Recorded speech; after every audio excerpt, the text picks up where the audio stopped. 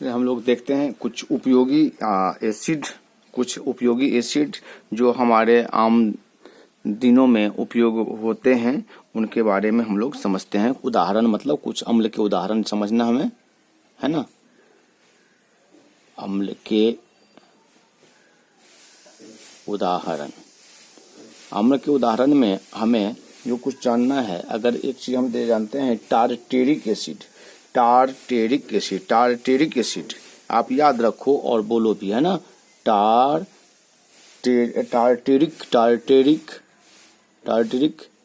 Acid.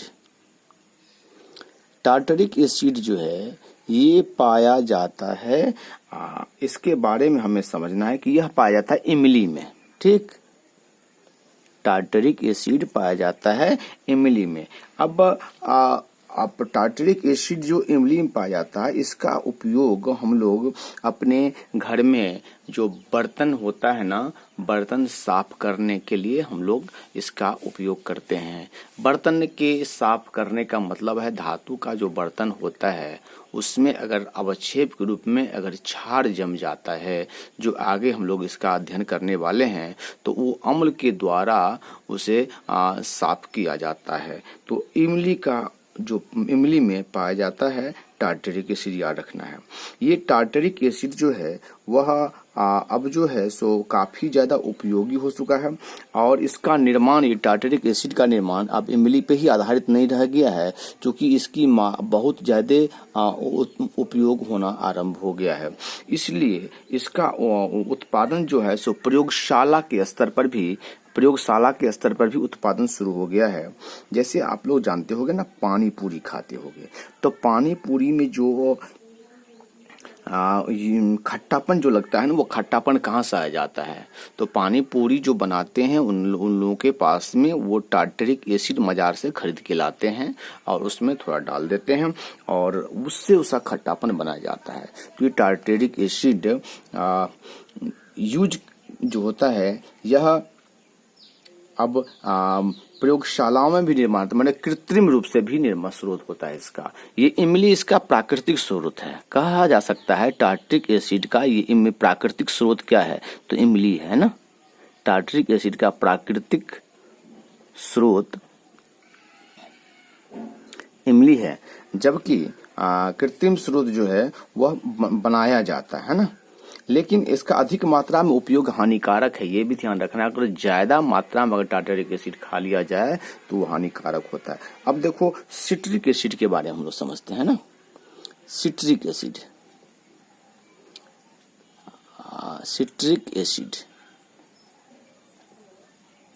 टारटेरिक acid हम लोगों ने समझा है, बार बार बोलना है। टारटेरिक एसिड इमली में, टारटेरिक एसिड इमली में, टारटेरिक एसिड इमली में, टारटेरिक एसिड इमली में, टारटेरिक एसिड इमली में, टारटेरिक एसिड इमली में। सिट्रिक एसिड, इसे साइट्रिक भी लोग पढ़ लेते हैं, है ना। सिट्रस फूड या साइट्रस फूड भी बोलते हैं। तो साइट्रिक एसिड जो है तो साइट्रस फूड में पाया जाता है, सिट्रस फूड में। जैसे क्या होता है, नींबू, संतरा, मौसमी, ये सभी जो हैं इसे साइट्रस फूड कहते हैं या सिट्रस भी बोलते हैं, है ना। सिट्रस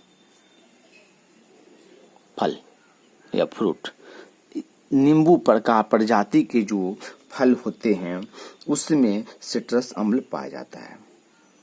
कच्चा नींबू ज्यादा खट्टा होता है, खट्टापन ज्यादा होगा, इसका मतलब अम्ल की मात्रा ज्यादा होगा, है ना। तो सिट्रिक एसिड पाया जाता है संतरा हो या मौसमी हो या नींबू हो, मतलब नींबू वर्ग के जितने पौधे फल पाए जाते हैं सब में सिट्रिक एसिड पाया जाता है। दो बातें हमने समझाया है, टारटेरिक एसिड और सिट्रिक एसिड। टारटेरिक एसिड इमली में और सिट्रिक एसिड नींबू में।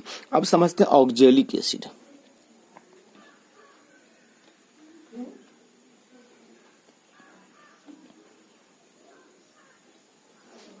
ऑक्जेलिक एसिड पाया जाता है टमाटर में, ठीक है। ऑक्जेलिक एसिड पाया जाता है टमाटर में, और इस तरह से हम लोग जानते हैं लैक्टिक एसिड।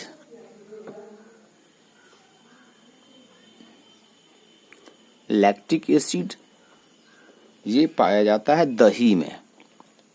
जैसा कि पहले ही बताएं, लैक्टिक एसिड पाया जाता है दही में। एक्चुअली दही में लैक्टोबैसिलस जीवाणु होता है जो लैक्टोज शर्करा को खा करके बनाता है। और लैक्टोज, चूंकि दही क्या होता है, दूध में, दही में जो लैक्टिक एसिड बनता है, यह लैक्टिक दही में बनता है, वो कहाँ से बनता है, तो दूध में। दूध में जब लैक्टोबैसिलस जीवाणु डाल देते हैं, दूध में क्या डालते हैं, लैक्टोबैसिलस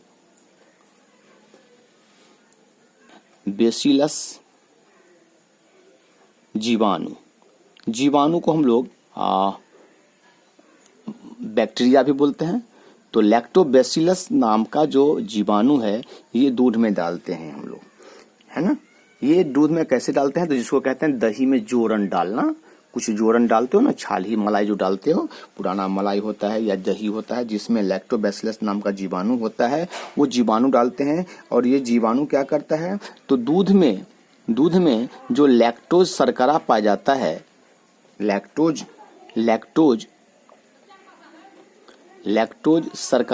शर्करा बोले तो कार्बोहाइड्रेट है ना, शर्करा यानी लैक्टोज, ग्लूकोज, माल्टोज, फ्रुक्टोज, इसी चर्चा हम कर चुके हैं। ये सभी क्या है, कार्बोहाइड्रेट हैं। कार्बोहाइड्रेट को शर्करा भी कहा जाता है ना, कार्बोहाइड्रेट को शर्करा भी कहा जाता है। तो इसमें अगर लैक्टोज बैक्टीरिया अगर डाल देते हैं दूध में, अगर बैक्टीरिया डालते हैं तो लैक्टोज शर्करा को खाता है। ये लैक्टोबैसिलस क्या करता है, इसे खाता है, और खा करके जो ये बनाता है, खाता है ना, और खा करके क्या बनाता है, ये तो लैक्टिक एसिड बना देता है, लैक्टिक एसिड बना देता है, जो दही के रूप धारण कर लेता है। तो ये हमें समझना है कि लैक्टिक एसिड पाया जाता है दही में, जो बनता है लैक्टोबैसिलस जीवाणु के कारण, जो दूध में लैक्टोज नाम का शर्करा होता है, उसको खा करके लैक्टिक एसिड का निर्माण करता है। समझ रहे हैं इसको ना। तो हमें याद कर रखना था लैक्टिक एसिड दही में। ये पूछा जा सकता है, आपको ऑब्जेक्टिव में ये पूछने का पूरा हक है कि ये पूछ सकता है कि दूध में कौन से जीवाणु पाए जाते हैं। ठीक है, तो लैक्टिक एसिड पाया जाता है लैक्टिक एसिड पाया जाता है दही में। ऑक्जेलिक एसिड पाया जाता है टमाटर में, सैक्टिक एसिड नींबू वाले वर्गों में, और टार्ट्रिक एसिड इमली में। एक बार रिमाइंड करते हैं, टार्ट्रिक एसिड इमली में पाया जाता है, सैक्टिक एसिड नींबू, संतरा, मौसमी पाया जाता है, ऑक्जेलिक एसिड टमाटर में पाया जाता है, और लैक्टिक एसिड दही में पाया जाता है। अब चलते हैं फॉर्मिक एसिड।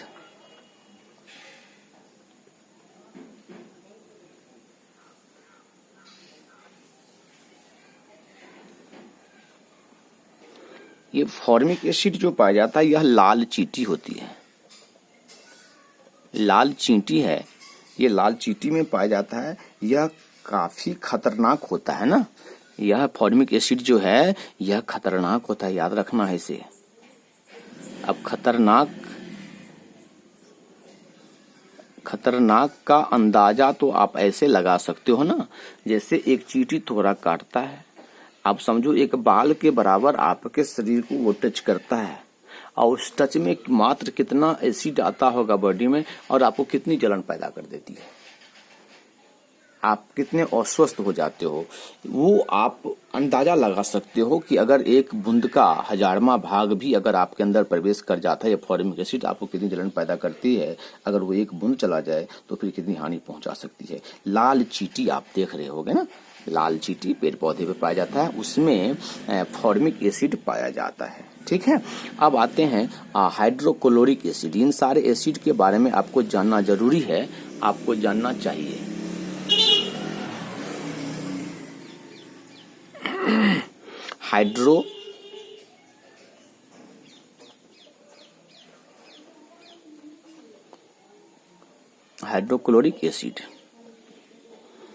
हाइड्रोक्लोरिक एसिड जो है यह हमारे आमाशय में बनता है, ये आप समझ लेंगे। हम आमाशय मतलब होता है पेट में आप जो भोजन खाते हो ना, वो आमाशय में पहुंचता है, आमाशय में पहुंचता है, आमाशय में पाया जाता है, में बनता भी, आमाशय में पाया जाता मतलब बनता न है, वहां बनता रहता है। अगर ये बनता है तो फिर क्या काम करता है, तो भोजन के पाचन के लिए आवश्यक है। अब यह क्या है, तो भोजन के पाचन के लिए आवश्यक है। अब इसको हम एक दूसरे रूप में समझते हैं। आवश्यक यह एक काम भी तो करता है ना, भोजन में अगर हम जो भोजन किए हैं उसमें जो कोई कीटाणु कोई जीवाणु अगर चला जाता है तो उसको मारने का भी काम करता है ना। सूक्ष्म जीवाणु को सूक्ष्म जीवाणु भोजन में पाए जाने वाले जीवाणु या विषाणु जो भी अंदर चला जाता है आपके पेट में, वो क्या करता है, ये तो नष्ट करता है ना, ये नष्ट करता है। कहना मतलब हाइड्रोक्लोरिक एसिड कहाँ पाया था, आमाशय। आमाशय में काम है कि यह आपके शरीर में भोजन जो किया, भोजन के साथ जो कोई अगर जीवाणु चला गया है या विषाणु, जीवाणु को बोलते हैं बैक्टीरिया, जीवाणु विषाणु को बोलते हैं वायरस।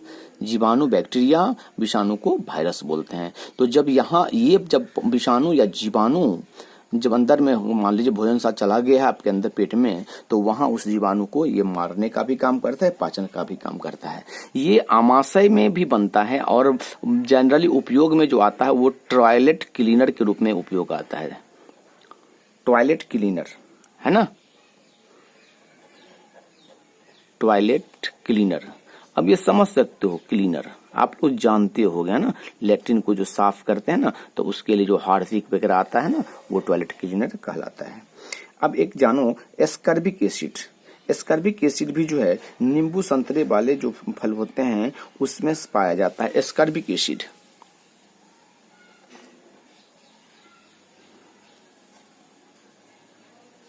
एस्कॉर्बिक एसिड जब आप एसिड के बारे में पढ़ते हो तो इतना आपको जानना जरूरी है, यह भी जो है सो नींबू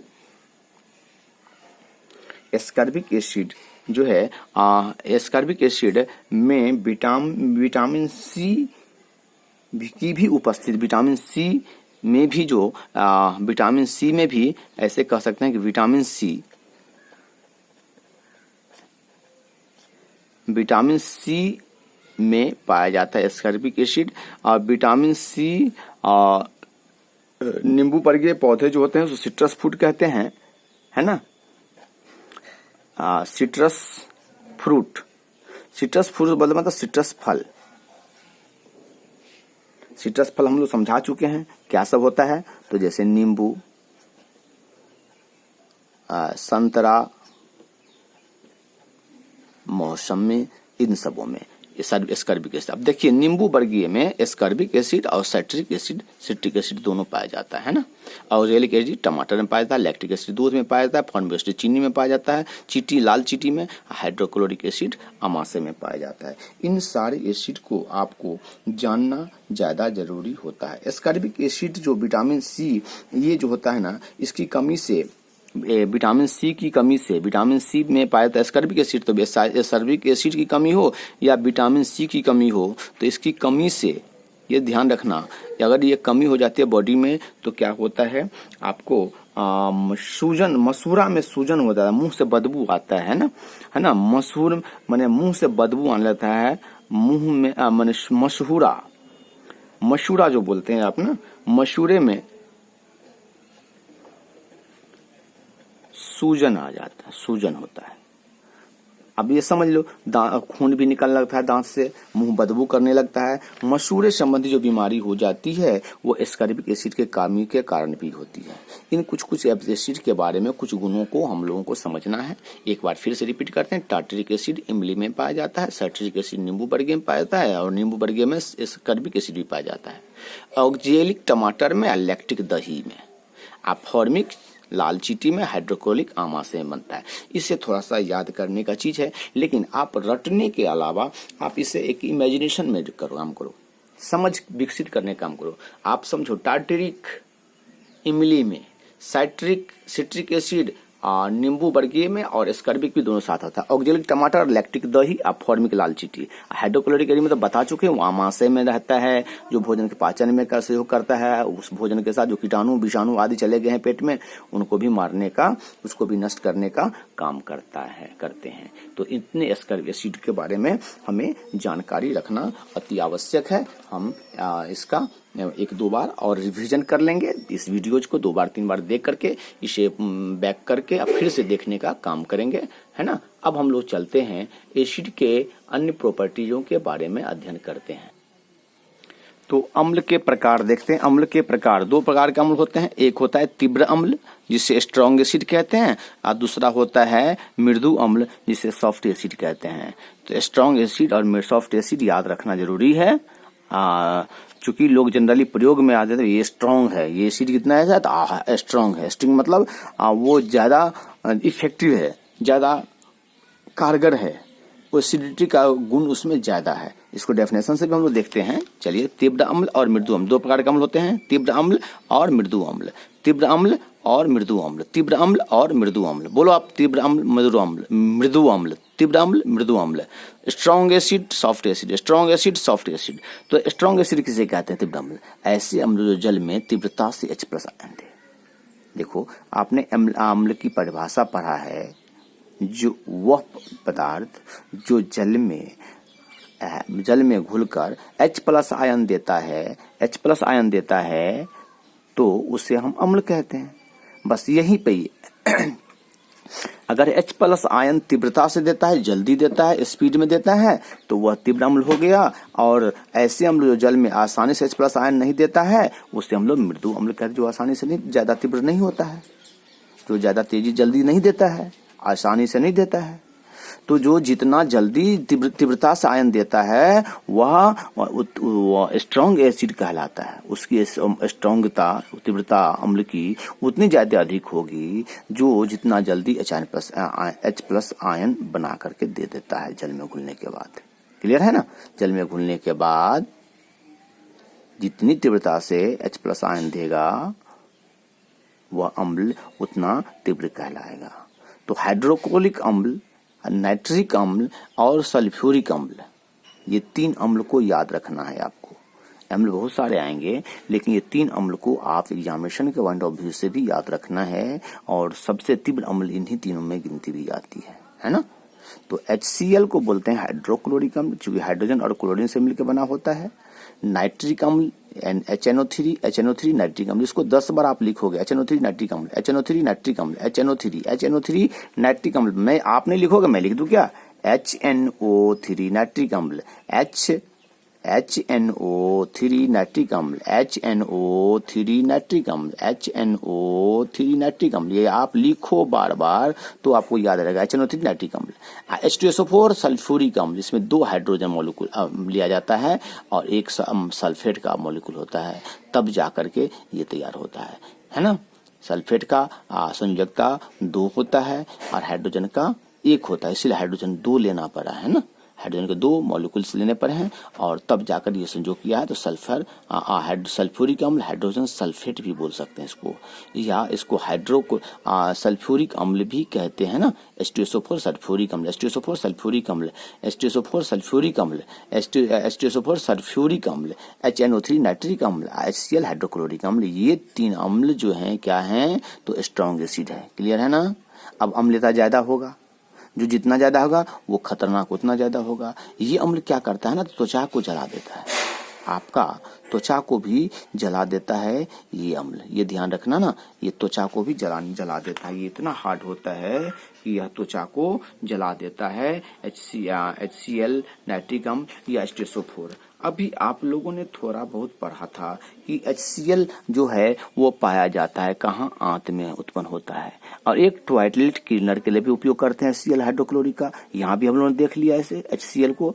इन्हीं सारे एसिड के बारे में हम लोग खेल खेलेंगे, यानी विभिन्न तरह के उपयोग के बारे में, उनकी उपयोगिता के बारे में, उनके बारे में हम लोग अध्ययन करेंगे, छोटी छोटी बातों को, और वो हम लोग ध्यान रखेंगे। ठीक है ना? हाइड्रोक्लोरिक अम्ल आमाशय में बनता है और टॉयलेट क्लीनर का भी उपयोग किया जाता है। नाइट्रिक अम्ल जो है ना, यह जो है विस्फोटक पदार्थों में उपयोग किया जाता है, ये आप ध्यान रख लेना, ठीक है। सल्फ्यूरिक अम्ल भी तीव्र अम्ल में आता है। इस तीनों अम्ल की अम्लता ज्यादा होता है, यह खतरनाक होता है, त्वचा पर यदि पड़ जाए तो जल जाता है। तेजाब जो कहते हैं, तेजाब लोग कहते हैं देह पर छिड़क दिया, तो तेजाब यही हाइड्रोक्लोरिक अम्ल का उपयोग किया जाता है। जो बैटरी का जो पानी होता है ना, बैटरी में जो एसिड डालते हैं, वो एसिड भी इसी एसिड का प्रयोग किया जाता है। तो आप ये एसिड भी तेजाब का काम करती है, यानी त्वचा में पड़ने पर ये त्वचा को जला देती है। क्लियर। अब बातें मृदु अम्ल के बारे में। ऐसा अम्ल जो जल में आसानी से हाइड्रोजन आयन नहीं दे, हाइड्रोजन प्लस आयन यानी H प्लस आयन आसानी से नहीं देता है ना। तो ऐसा अम्ल क्या है? एसिटिक अम्ल और या कार्बनिक अम्ल। ऑक्जेलिक अम्ल, देखिए ऑक्जेलिक अम्ल की चर्चा कर चुके हैं, ये टमाटर में पाया जाता है ऑक्जेलिक अम्ल, है ना। कार्बनिक अम्ल को भी आप याद रख लेना, है ना। कार्बनिक अम्ल जिसको कहते हैं H2CO3 को आप इसे याद रखोगे। एसिटिक अम्ल, एसिटिक एसिड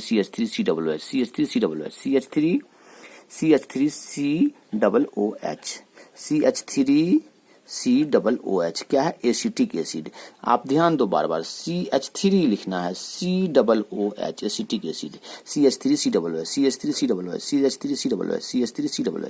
ये क्या है? एसिटिक एसिड है। CH3COOH acetic acid, CH3COOH acetic acid. कार्बनिक अम्ल H2CO3 कार्बनिक अम्ल है।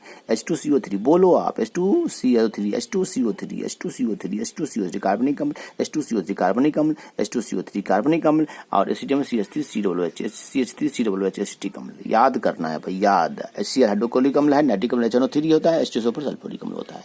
इतने सारे अम्ल को अगर आप याद रख लेते हो ना, तो आपका काफी काम निकल जाता है। ये सारे अम्ल की जो चर्चा किया मैंने दो भाग में बांटा था, एक स्ट्रॉन्ग एसिड, दूसरा सॉफ्ट एसिड। देखिए सॉफ्ट एसिड का उपयोग अब हम लोग कर सकते हैं, जैसे खाने में जो उपयोग करने की जो बात आ गई वो हम लोग कर सकते हैं। और जैसे कि एसिटिक एसिड हमने बताया था आपको कि पानी पूरी टार्टरिक एसिड यूज करते थे, पानी पूरी में ना, हाँ पानी पूरी में टार्टरिक एसिड यूज करते हैं। तो कहने का मतलब एसिटिक एसिड हो या फिर टार्टरिक एसिड हो, ये टार्टरिक एसिड भी अगर लिखते हैं,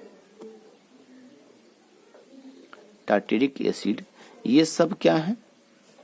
टार्टरिक एसिड, ये सारे एसिड क्या है? तो मृदु अम्ल है, सॉफ्ट है। ये हमारे त्वचा को जलाने का काम नहीं जलाता है, ये हल्का होता है। इससे खाद्य पदार्थों में इसका उपयोग हम लोग करते हैं। जैसे कोई न्यूडल, चाइनीज फूड, बड़ा नूडल्स, पास्ता या अचार उपयोगी होता है ना, उस सब में खट्टेपन लाने के लिए इन एसिड का हम लोग प्रयोग करते हैं।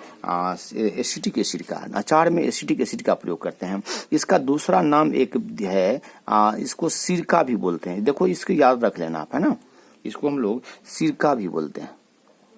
एसिटिक एसिड को सिरका भी बोलते हैं, एसिटिक एसिड को सिरका भी बोलते हैं, एसिटिक एसिड को सिरका भी बोलते हैं।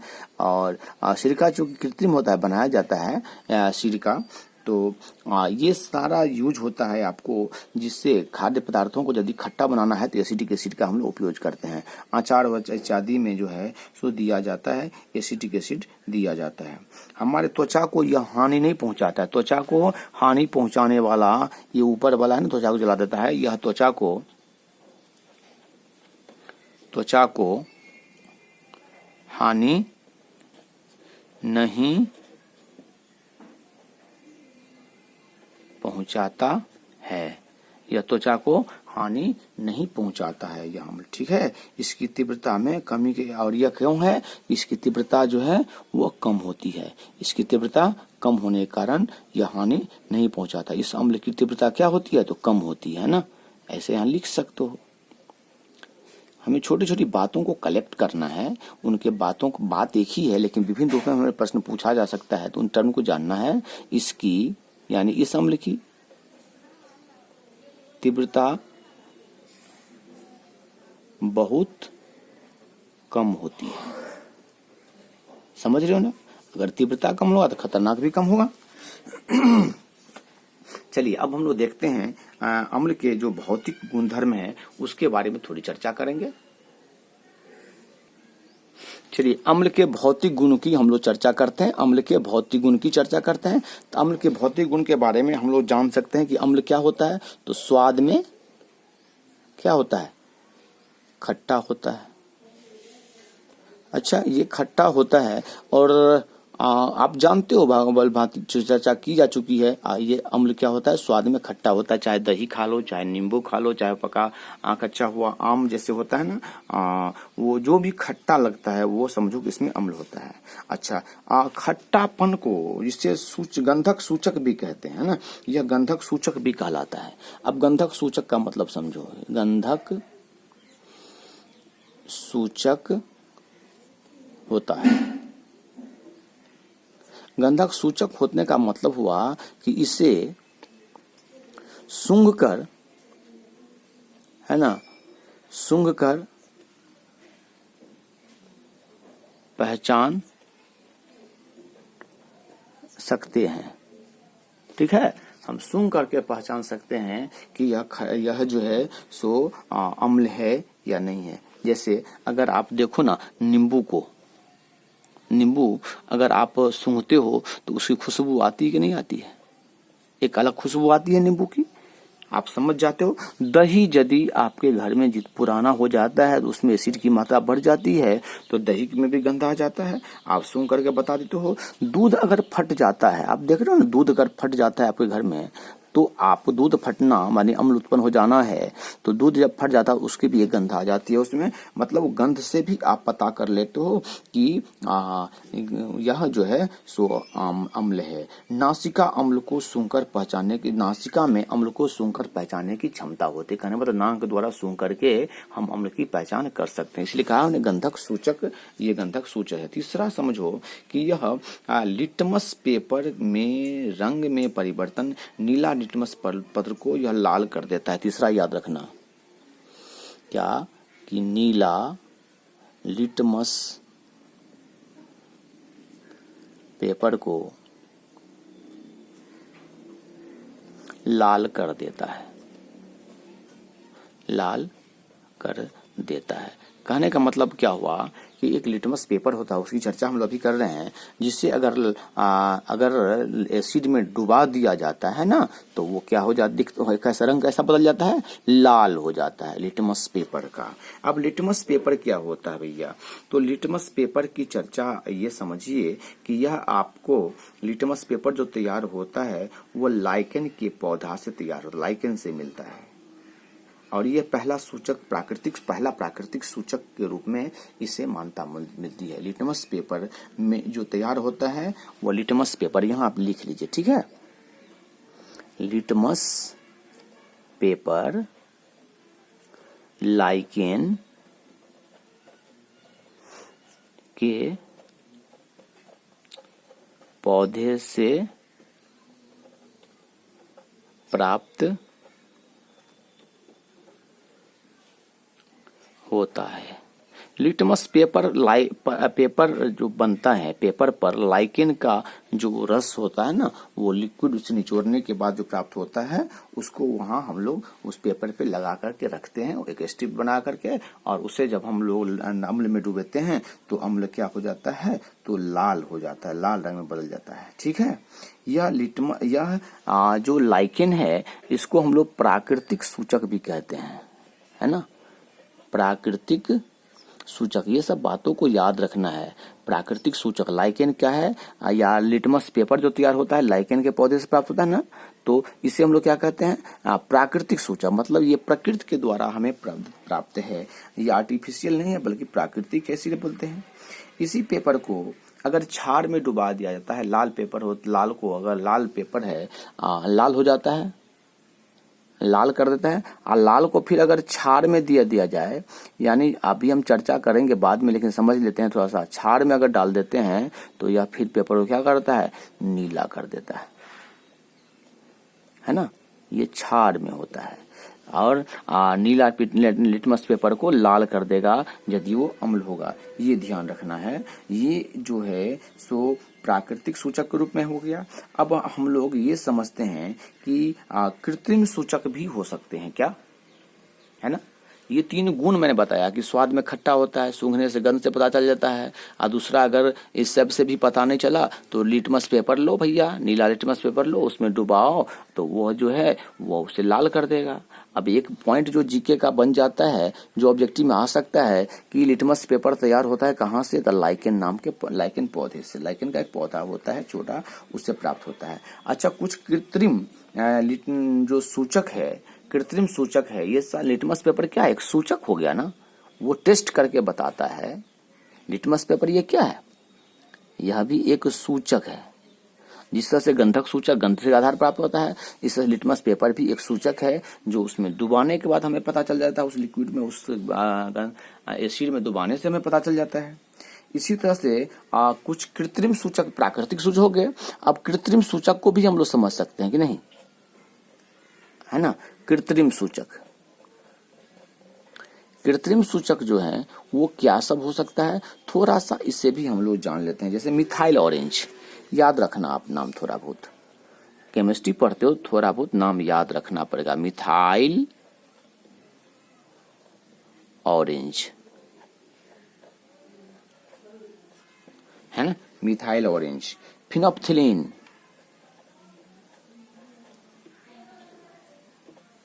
फिनोप्थेलीन,